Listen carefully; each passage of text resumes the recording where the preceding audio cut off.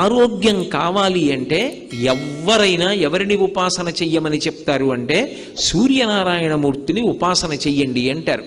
ఇప్పటికీ పిల్లల దగ్గర నుంచి పెద్దల వరకు సూర్య నమస్కారాలు చేస్తారు. ఆ సూర్య నమస్కారాల్లో కేవలం 10 విధములైనటువంటి భంగిమలతో చేసే నమస్కారాలు ఉన్నాయి. అవి తేలికగా చెయ్యడానికి వీలుగా ఉంటాయి. ఆ సూర్య నమస్కారం చెయ్యడం కేవలము శరీరమునకు ఆరోగ్యం ఇవ్వడానికి ఒక్కదానికే కాదు, ఆ సమయంలో సూర్య బింబాన్ని ఉపాసన చేస్తారు మనసుతో.